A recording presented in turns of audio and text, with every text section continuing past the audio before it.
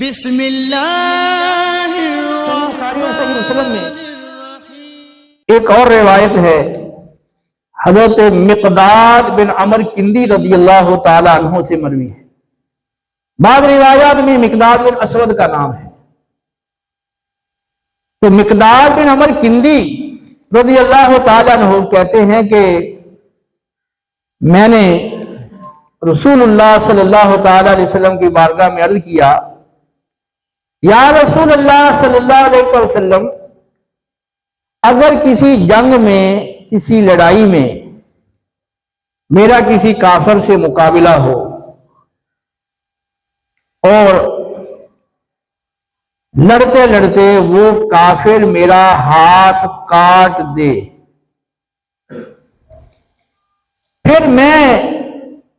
जब उसको काबू कर लूं और वो मेरे काबू में आ जाए और वो एक दरख्त की पनाह ले ले और बुलंद आवाज से कहे ला इलाहा इल्लल्लाह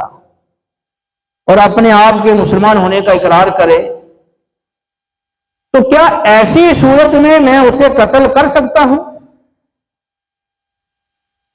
तो नबी करीम सल्लल्लाहु अलैहि वसल्लम ने फरमाया कि इस्लाम का, ईमान का इकरार करने के बाद, कलिमा पढ़ने के बाद तुम उसे कत्ल नहीं कर सकते हो। और क्या यार रसूलुल्लाह, उसने मेरा हाथ काट दिया और मेरे साथ वो कितनी देर लड़ता रहा, जब वो मेरे काबू में आ गया, नरगे में आ गया और अब उसने देखा कि बचाव की कोई सूरत नहीं, उस वक्त उसने कलिमा पढ़ा, तो उसे मेरा हाथ काट दिया है, क्या मैं उसको कत्ल नहीं कर सकता? तो वह नहीं, कलिमा पढ़ने के बाद अब तुम उसे कत्ल नहीं कर सकते हो। और याद रखो, अगर कलिमा पढ़ने के बाद तुमने उसे कत्ल कर दिया तो फिर तुम्हारा मकाम वो होगा जो उसका मकाम था कलिमा पढ़ने से पहले, और उसका मकाम वो होगा जो तुम्हारा मकाम था कत्ल करने से पहले। तो नबी करीम सल्लल्लाहु ताला अलैहि वसल्लम ने अपने इस फरमान के अंदर भी निहायत वाज़े अंदाज के अंदर आगाह कर दिया है कि अगर आपके सामने कोई शख्स अपने आप को मुसलमान कहता है, कलिमा पढ़ता है, इस्लाम ईमान का इजहार करता है, तो बगैर किसी तहकीक के, बगैर किसी मजबूत दलील के, महज किसी ज़ाहिरी करीने या अपने गुमान की बुनियाद पर आप उसके साथ ऐसा इक़दाम नहीं कर सकते और ऐसा उसको नुकसान नहीं पहुंचा सकते जिसकी इजाले की फिर सूरत ही बाकी ना बचे। अगर वो मुसलमान अपने आप को जाहिर करता है तो आपको मुसलमान समझकर मुसलमानों जैसा सलूक उसके साथ करना होगा। इसी तरह एक और सही बुखारी के अंदर रिवायत है, हज़रत हुज़ैफा बिन यमान रज़ियल्लाहु ताला अन्हु कहते हैं कि उहद की लड़ाई जारी थी, तो इब्तिदा में मुसलमान गालिब आ गए, काफिरों को शिकस्त हो गई, काफिर भाग खड़े हुए। इब्लीस लाइन ने जब ये मंजर देखा कि मुसलमान गालिब आ गए हैं, काफिरों को शिकस्त हो गई है, तो हदीस में अल्लाह इस पे लानत करे, इब्लीस ने बुलंद आवाज से पुकार कर कहा कि ए अल्लाह के बंदो, अपने पिछलों का ख्याल करो, अपने पिछलों की खबर लो, उनसे अपना बचाव करो। और मुसलमानों का वो दस्ता जो आगे लड़ रहा था, तो उन्होंने जब ये आवाज सुनी कि पीछे से हमें खतरा है और हमें पिछलों से अपना बचाव करना चाहिए, तो उन्होंने बगैर तहकीक किए अपने पिछलों पर हमला कर दिया, और पिछले भी मुसलमान ही थे। हज़रत हुज़ैफा कहते हैं कि मेरे वालिद भी उन पिछलों में थे। मैंने बहुत पुकार कर कहा कि अल्लाह के बंदो, मेरे वालिद हैं, ख्याल करो, लेकिन किसी ने मेरी बात नहीं सुनी, यहां तक कि मेरे वालिद माजिद को शहीद कर दिया गया।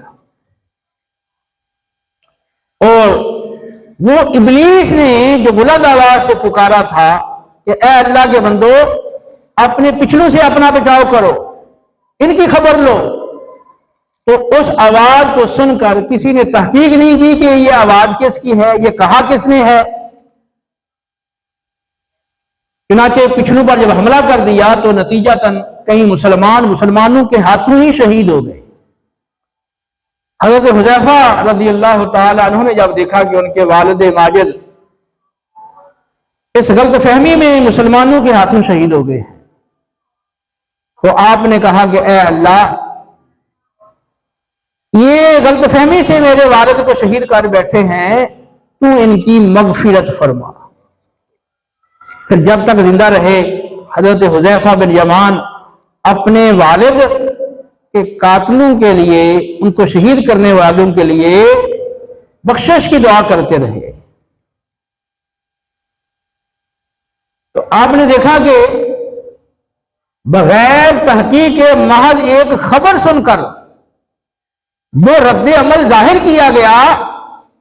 उसके नतीजे में मुसलमानों को कितना बड़ा नुकसान पहुंचा, और जिन्होंने ये नुकसान पहुंचाया उन्हें भी नदामत और शर्मिंदगी हुई। कुरान पाक में अल्लाह रब्बुल आलमीन का इरशाद है, या अय्युहल्लज़ीना आमनू इन जाअकुम फासिकुम बिनबइन फतबय्यनु अन तुसीबू कौमम बिजहालतिन फतुस्बिहू अला मा फअलतुम नादिमीन।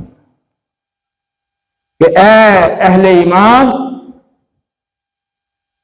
जब तुम्हारे पास कोई मुनाफिक, कोई फासिक खबर लेकर आए, ऐ अहले ईमान, अगर तुम्हारे पास कोई फासिक खबर लेकर आए तो उसकी खूब तहकीक कर लिया करो। कहीं ऐसा ना हो कि तुम खबर पर इत्मीनान करते हुए और उसे सच्चा समझकर लाइल्मी में, नादानी में किसी कौम को नुकसान पहुंचा बैठो, और बाद में जब पता चले कि यह खबर तो गलत थी, जब तुम्हें अपनी गलती का पता चले, फिर तुम्हें नदामत हो, शर्मिंदगी हो। तो जैसे अल्लाह ताला ने सूरह हुजरात के अंदर अहले ईमान को तहकीक के हवाले से हुक्म दिया, इसी तरह सूरह अन-निसा की आयत नंबर 94 के अंदर भी खसूसन जिहाद के सफर में जब निकले हुए हो तो उस मौके पर तहकीक का हुक्म दिया। तो तहकीक का हुक्म ये कोई जिहाद के सफर के साथ खास नहीं है, जैसे सूरह हुजरात की आयत से जाहिर है। तो कोई भी बात आप तक पहुंचे, कोई खबर आप तक पहुंचे, आप सफर में हैं या हजर में हैं, या हालत जंग में हैं, हालत जिहाद में हैं, तो किसी खबर की तहकीक के बगैर उस पर एतमाद करके इस तरह का इकदाम मत करो कि जिस की वजह से बाद में गलती जाहिर होने पर नदामत और शर्मिंदगी हो। मुसलमान की जान, माल और इज्जत की हुर्मत कतई और यकीनी है। महज गुमान की बुनियाद पर, बगैर तहकीक के किसी खबर की बुनियाद पर किसी मुसलमान की जान या माल या इज्जत को नुकसान पहुंचाना हरगिज रवा नहीं है। इब्ने माजा में संदे हसन के साथ रिवायत है, अब्दुल्लाह बिन उमर रज़ियल्लाहु ताला अन्हु कहते हैं, मैंने देखा रसूलुल्लाह सल्लल्लाहु अलैहि वसल्लम खाना काबा का तवाफ कर रहे थे। दौराने तवाफ आपने खाना काबा को मुखातब करके कहा, ऐ खाना काबा तो कितना उम्दा है, तेरी खुशबू कितनी अच्छी है, और तेरा रुतबा कितना अजीम है, और तेरी हुर्मत कितनी बड़ी है। और उस जात की कसम जिसके कब्जे में मोहम्मद की जान है, मुसलमान की जान, माल, इज्जत की हुर्मत तेरी हुर्मत से अल्लाह के यहां कहीं बढ़कर है। आपने खाना काबा को कहा कि तेरी हुर्मत बहुत बड़ी है, तेरी खुशबू भी बड़ी अच्छी है, और तेरा रुतबा भी बड़ा बुलंद है। हो तो बड़ी अदबतों वाला है, लेकिन एक मुसलमान की जान वाल इज्जत की हुर्मत तो जिसे अल्लाह के यहां बढ़कर है।